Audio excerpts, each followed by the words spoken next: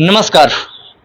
आप लोग देख रहे हैं राइट फॉर न्यूज चैनल और आप लोगों को पता है कि खगोल में एक ऐसी संस्था सूत्रधार जो कि समाज को समर्पित है, सांस्कृतिक और साहित्यिक को लेकर के ये संस्था हमेशा काम करती है, चाहे वो नाट्य की दुनिया में हो, और नाट्य की दुनिया से अपने आप को एक ऐसी पहचान बनाई जो कि पूरे भारतवर्ष में आज की डेट में खगोल में मान्यता प्राप्त है। सूत्रधार एक ऐसी संस्था है और उसी सूत्रधार संस्था के महासचिव नवाब आलम जी अभी मेरे साथ में है। चूंकि आज एक महान विभूति का जयंती समारोह मनाया जा रहा है रविंद्रनाथ टैगोर जी का, और उसी संस्था के प्रांगण में अभी हम हैं, यहाँ पे उपस्थित हुए हैं। नवाब सर से बात करेंगे और जानने का प्रयास करेंगे, क्योंकि आज के डेट में हमारे हिंदुस्तान में जिस तरह से यूथ जितनी भी महान विभूतियां हैं उनको धीरे धीरे भूलती जा रही हैं, तो किस तरह से कौन सी ऐसी चीज होगी जिससे कि हम उन यूथों तक अपनी बातें, उन महान विभूतियों की यादें, उन महान विभूतियों पे समर्पित जो भी नाट्य है, जो भी साहित्य से रचित चीजें हैं, उन सबको उनके बीच में परोसा जाए, उन युवाओं के बीच में परोसा जाए, इन सब पे बात करेंगे। नवाब सर, आज रविंद्रनाथ टैगोर जी की जयंती है, वह महान विभूति जो कि कला और संस्कृति के क्षेत्र में हमेशा से जुड़े हुए थे। उन्होंने राष्ट्रगान लिखा हमारे हिंदुस्तान के लिए, हमारे हिंदुस्तान का छोड़िए, वो बांग्लादेश के लिए भी उन्होंने राष्ट्रगीत लिखा है। तो ऐसे महान विभूतियों को याद करना जयंती पे, और खास करके हमारे हिंदुस्तान की वो युवा जो कि धीरे धीरे उन महान विभूतियों को भूलते जा रहे हैं, सर क्या कहिएगा और कैसे उन लोगों के बीच में हम ऐसे ऐसे महान विभूतियों को याद कराएं? बहुत बहुत धन्यवाद आपका। आपने सही कहा कि रविंद्रनाथ टैगोर एक ऐसी शख्सियत थे जिन्हें यह शर्फ हासिल था कि उन्होंने सिर्फ हिंदुस्तान का ही राष्ट्रीय गीत नहीं लिखा, बल्कि बांग्लादेश जैसे देश का भी उन्होंने राष्ट्रीय गीत लिखा। सूत्रधार जो संस्था है वो लगातार अपने महापुरुषों को याद करती है। एक परंपरा सूत्रधार ने बना रखा है, चाहे वो रविंद्रनाथ टैगोर हो, महात्मा गांधी हो, भिखारी ठाकुर हो, शहीद भगत सिंह हो, तमाम महापुरुषों को हम याद करते हैं।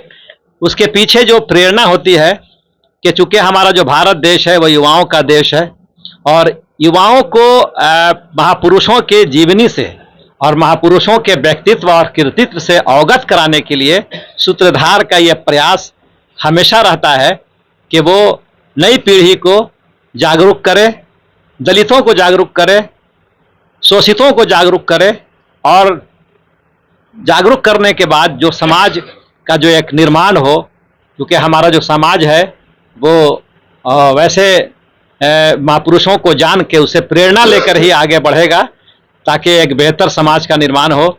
जैसा जिस समाज के निर्माण के लिए हमारे रविंद्रनाथ टैगोर ने रचनाएं की। रविंद्रनाथ टैगोर एक ऐसी शख्सियत थी जिन्होंने गीतांजलि जैसी रचना की, जिसके लिए उन्हें नोबेल पुरस्कार मिला 1913 में। और उस नोबेल पुरस्कार को मिलने के बाद उनकी रचनाओं पर लगातार काम हुआ। उनका जो दूसरा पक्ष था वो नाटकों की दुनिया में भी एक बड़ा नाम है रविंद्रनाथ टैगोर का। उनके नाटकों के विषय पर भी हम लोगों ने चर्चा की, चूँकि हमारी नाट्य संस्था है। तो आज हम लोग रविंद्रनाथ टैगोर का जो कार्यक्रम है उसको 2 चरणों में हम लोगों ने कार्यक्रम आयोजित किया। पहले चरण में हम लोगों ने खगोल में नाटक किया, नुक्कड़ नाटक, और दूसरे चरण में रविंद्रनाथ टैगोर, उनके व्यक्तित्व, कृतित्व और उनका एक परिचय शीर्षक से यहाँ संगोष्ठी आयोजित की गई। और इस कार्यक्रम में हमारे जो आज के विशिष्ट अतिथि थे, फुलवाड़ी पश्चिमी क्षेत्र के जिला पार्षद दीपक मांझी जी हमारे बीच प्रसिद्ध साहित्यकार प्रसिद्ध जी थे वक्ता के रूप में, और तमाम जो सामाजिक कार्यकर्ता हैं, चंदू प्रिंस जी, संजय गुप्ता जी और तमाम हमारे सुधार के साथी, हम लोगों ने आज उन्हें भावभीनी श्रद्धांजलि दी रविंद्रनाथ टैगोर की। और रविंद्रनाथ टैगोर के बताए हुए रास्ते पर और रविंद्रनाथ टैगोर की रचनाओं पर, आगे भी उनके नाटकों पर हम लोगों ने निर्णय लिया है कि उनके नाटकों का मंचन हम लोग करेंगे भविष्य में, और हम इस कार्यक्रम को नियमित रूप से करते रहे हैं। सुधार की परंपरा रही है, उसी कड़ी में आज का ये कार्यक्रम था। आज रविंद्रनाथ टैगोर की जयंती को हम लोगों ने मनाने की कोशिश की है।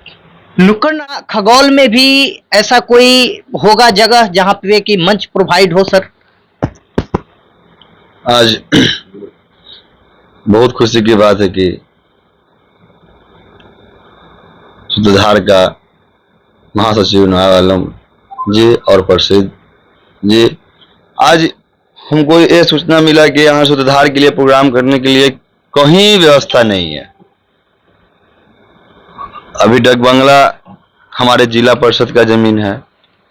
हमने फुल्ली प्रयास करेंगे कि हमारा जो नीचे वाला तल होगा, जो सूत्रधार का कार्यक्रम करने के लिए मिल जाए तो बेहतर होगा, मगर वो वहाँ मॉल बनने के लिए पास हो चुका है और नीचे वाला जो तल्ला है वो कमेटी हॉल बनने के लिए पास है।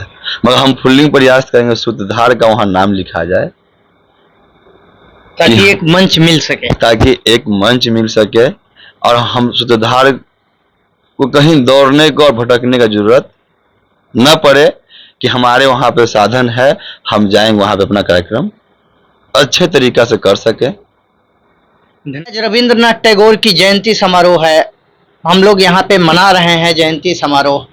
क्या कुछ सीख उनसे हम युवाओं के बीच में देना चाहेंगे आप सर? एक कहावत है कि साहित्य और संगीत के बिना जो आदमी है बिना सींग और पूंछ का एक पशु है। संस्कृत में हम लोग इसका हिंदी बता रहे रूपांतरण। तो साहित्य और संगीत का क्या इंपॉर्टेंस है? हम मानव है लेकिन हम पशु के रूप में है। मतलब जो संवेदना आनी चाहिए, आज युद्ध में जो देख रहे हैं हम, संवेदनाओं का अभाव है और संवेदनाओं का मर जाना समाज को मर जाना, आदमी का मर जाना होता है। आप धन उपार्जन कर रहे हैं या बड़े बड़े ओहदे पर जा रहे हैं, लेकिन उससे समाज को कोई फायदा नहीं हो रहा है, कोई आपका देन नहीं हो रहा है, फिर आपका इस धरती पर आना या नहीं आना कोई मायने नहीं रखता है। तो आज जो हम रविंद्रनाथ टैगोर जी की बात कर रहे हैं, ये जीवन भर तपस्या की, साधना की। ये साधना की किसके लिए? समाज के लिए, लोगों के लिए, लोग साहित्य को जाने, लोग के अंदर संवेदना रहे। और जब संवेदना रहेगी तो एक मानव मानव रह जाता है।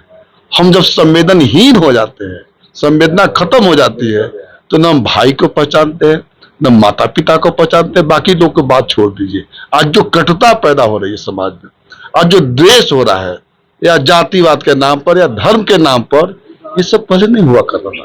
तो कहीं ना कहीं संवेदना हमारी खत्म। हम तो विश्व, हमारा वैष्णव कुटुंबकम जो कहते थे, हमारा जो इतना अच्छा एक वाक्य था कि पूरी दुनिया हमारी जो एक परिवार है, एक कंसेप्ट था हमारा, ये हमारा एक वाक्य है। तो हम आज गुरुदेव जी के जयंती है और इन्होंने कहा था कि आप दरवाजे को बंद मत कर लो, ताकि जो बुराइयां हैं वो अंदर ही रह जाए और जो अच्छाई है वो अंदर आए ही नहीं, इसलिए दरवाजा को खुला रखो। साहित्य की दुनिया में अगर कहा गया है कि हिंदुस्तान में अगर रहना है या हिंदुस्तान को अच्छे से जानना है तो आपको साहित्य जानना सबसे पहले जरूरी है।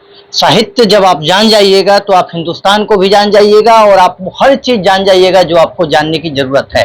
तो आज उन्हीं सब महान विभूतियों को याद करते हुए मैं भी अपने टीम के तरफ से, अपने चैनल के उन तमाम टीम के तरफ से रविंद्रनाथ टैगोर की जयंती पर उन्हें कोटिशः नमन करते हुए आप सभी को धन्यवाद करता हूं। जय हिंद, जय भारत।